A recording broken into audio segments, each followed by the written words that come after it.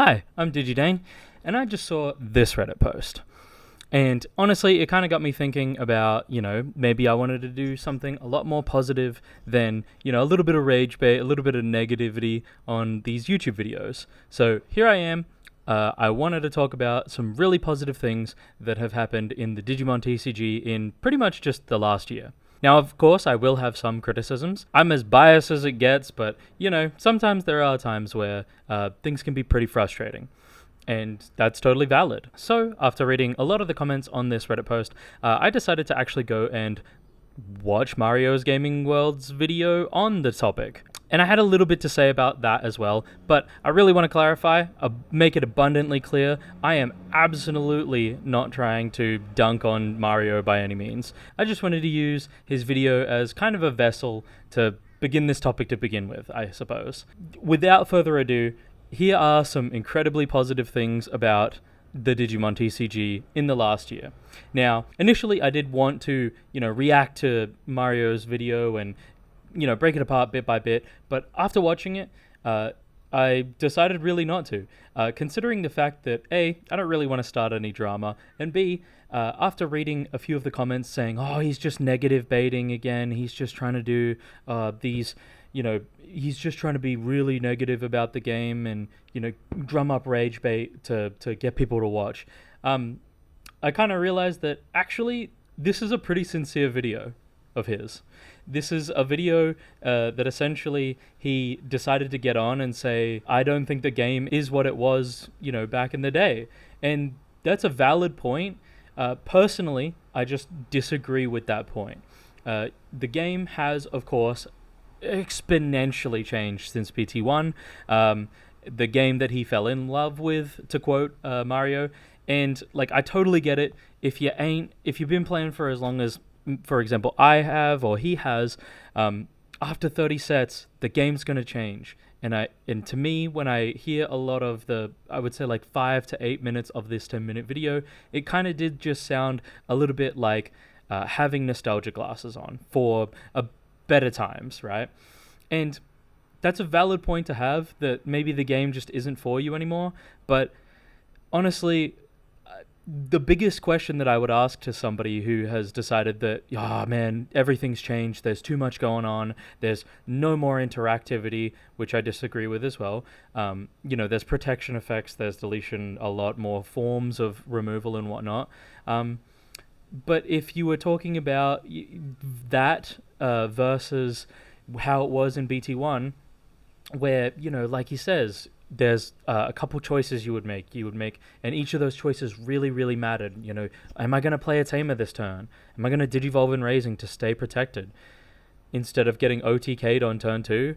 And that's a little bit of negative bias. If you've played the game for the last 6 months, sure. If you're playing at a competitive level against extremely competitive decks, you're going to get OTK'd here and there. It's part of the game. It is very much so that at a certain point after playing this interactive back and forth, you're going to have to one-shot your opponent and, just deal with that as it comes. It is just the way that the game has progressed and evolved, and it's nowhere near as bad as it was, for example, back in BT9, where we had Alphamon and Melga were two of the biggest contenders to create the worst security attack meta in the game. It's much, much more diverse now. And I know I'm getting a little bit off of the point here. I did just want to address this really quickly, considering that my question is just, if the game was the same as it was in BT1, after 30 sets,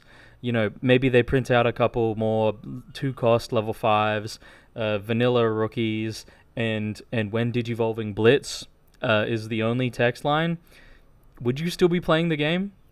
I don't think I would. I personally wouldn't be playing the game for this long if the game was as stale as it was, to me, well back in BT1. And don't get me wrong, I didn't start in BT1. I started in BT7, mid-blue hybrid meta, so I've had my fair share of it all. Again, not trying to be negative, not trying to dunk on Mario. I just want to bring up the point that I think that nowadays the game is so incredibly back and forth, incredibly interactive.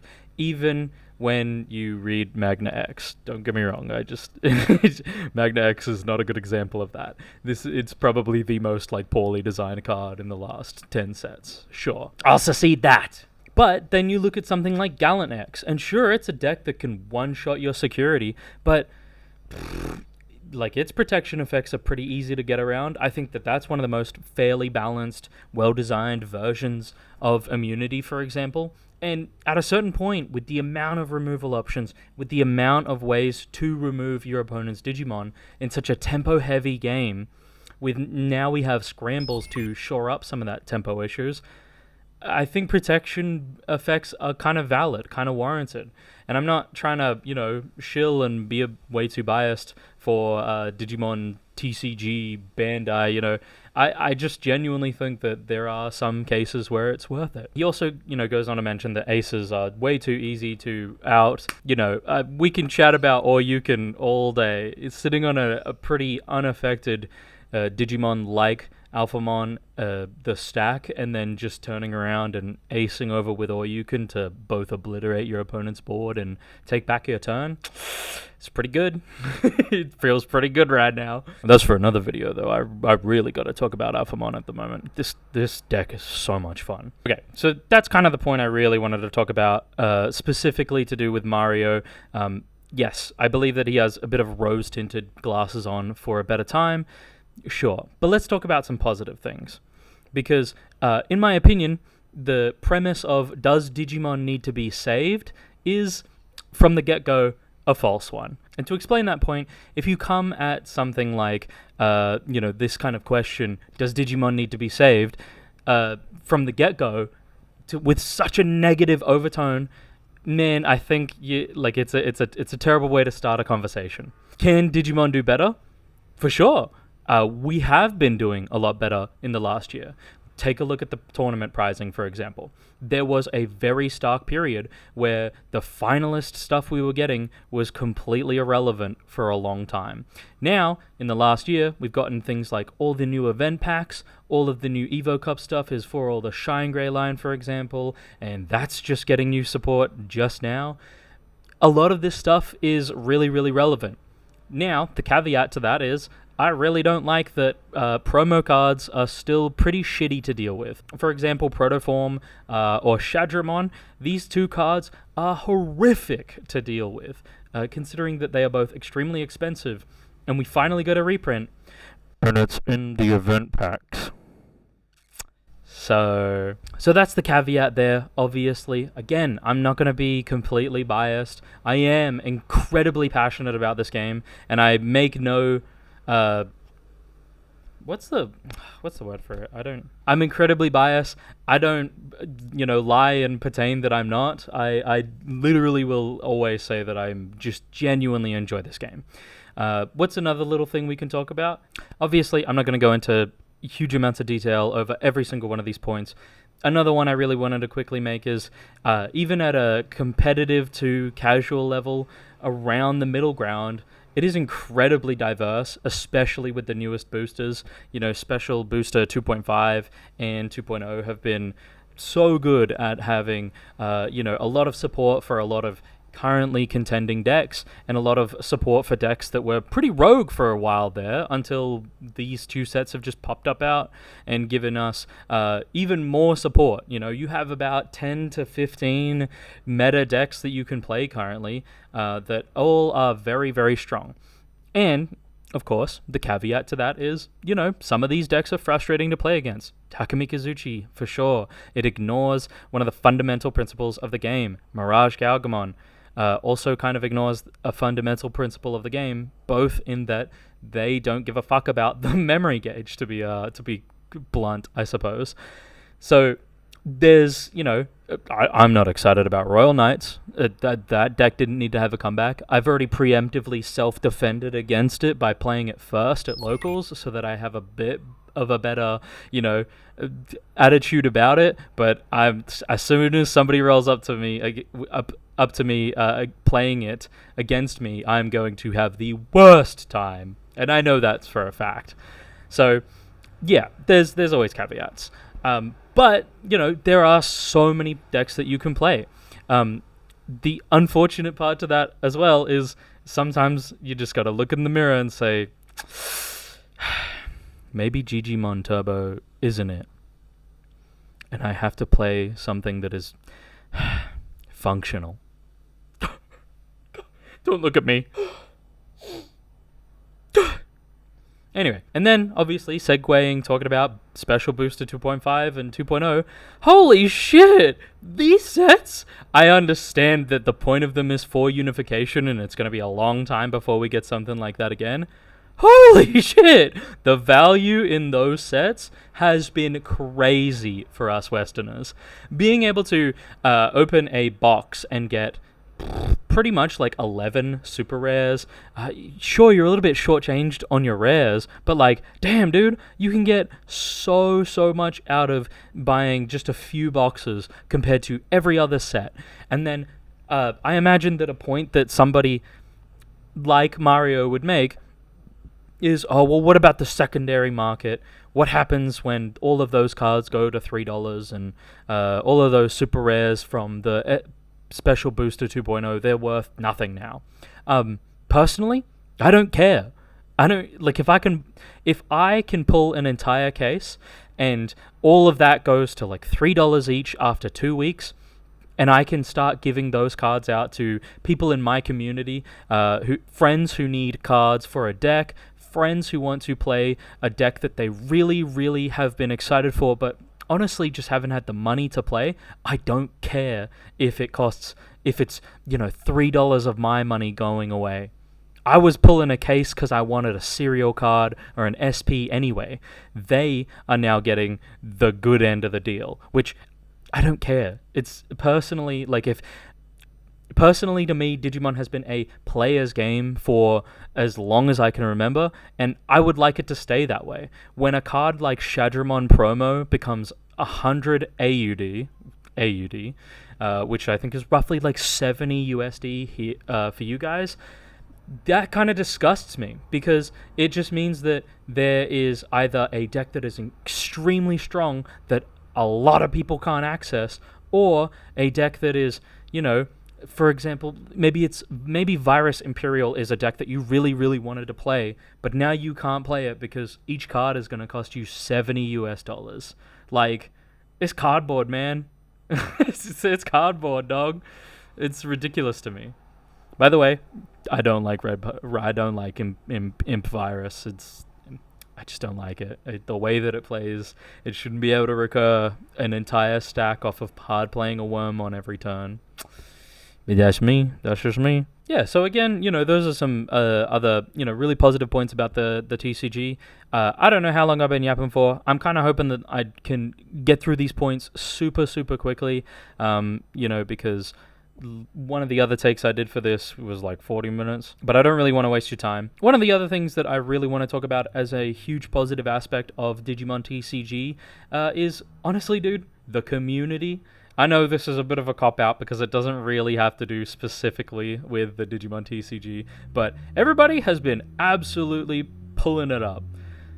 Man, it fills me with so much joy that I can say I am a Digimon TCG player and, actually be happy to converse and interact with the people who also play this game, both online, offline, at events, at locals and whatnot. The communities that I have been a part of have been graceful, beautiful, fantastic, amazing people. And I have done a tiny bit of a foray into Yu-Gi-Oh!, into Magic, into other TCGs, and it's just not the same. A lot of the stories that people talk about with card game players can be pretty true. Don't get me wrong, we got our own creatures at my locals even, but it's just not the same. The people who I have, happily been a part of the community with, again, online, offline, you're all wonderful. And every time that I get to have the joy of an interaction with some of y'all, I truly enjoy it. And that's a little thank you from me to you. And again, a little bit of a cop out, sure, but I can't remember what my other point is, so I'm gonna take 2 seconds and I'll get back to you on that one. That's right. Deck building. Deck building has become both incredibly archetypal and especially homogenized. And I think that there was a real huge period of time where people were complaining about one or the other, and I think that it's in a pretty darn good balance at the moment. I'm seeing plenty of, really fantastic lists from Team Deathslinger, for example, who is using really homogenous bottom ends for his lists, for example, to create things that are, again, incredibly creative lists, a lot of fun for casual players, but also, you see a lot of these archetypes that are, really, really well fleshed out. They are extremely good at giving you this flavorful feeling of playing as the Digimon that your boss is meant to be. Even if you don't like the dark animal, like homogeneous purple engine for all of these, purple sides of the decks, you can still look at something like, for example, the Green Ranger deck, which I think is what it's kind of being called, where you're using a green vegetation bottom end to reduce the cost to get into your level 6s,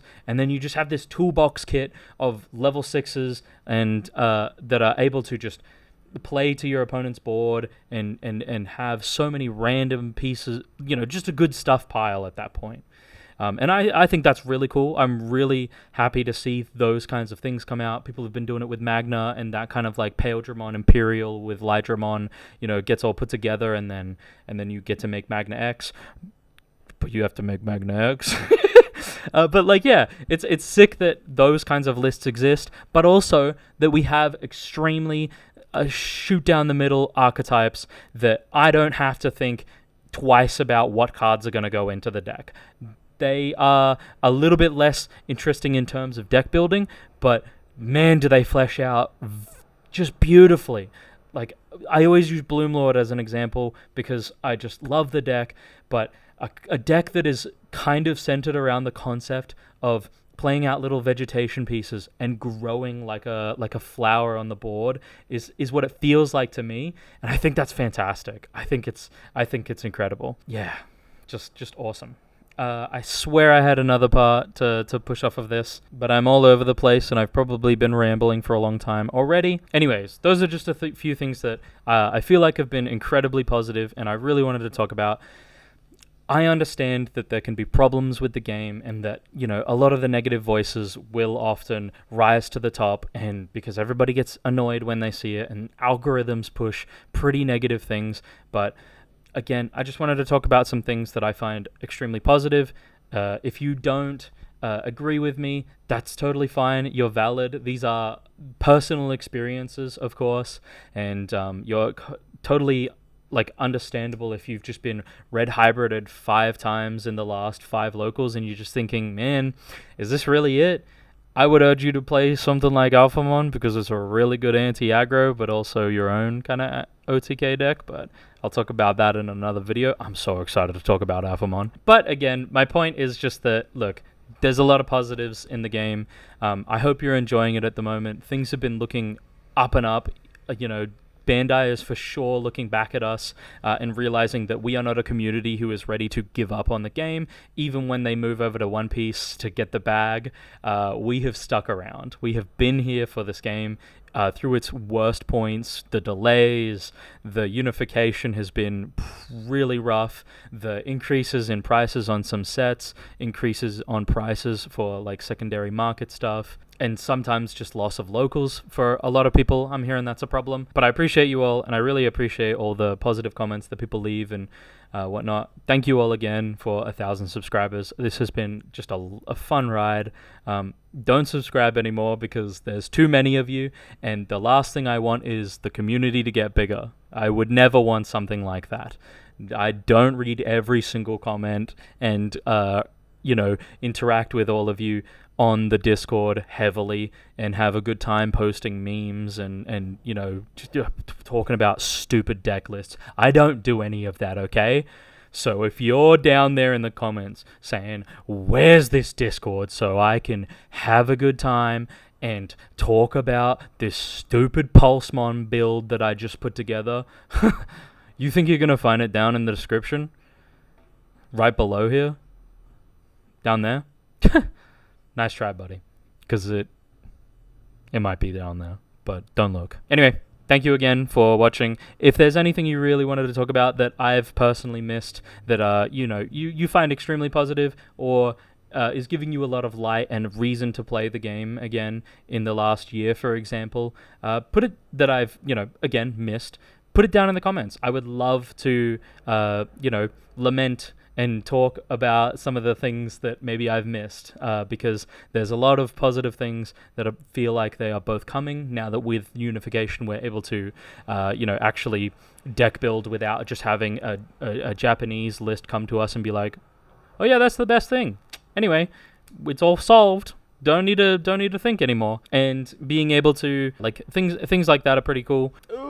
I'm gonna tangent. Thank you for 1,000 subs. Thank you for watching. Like the video if you did. I'll see you on the next video. Bye.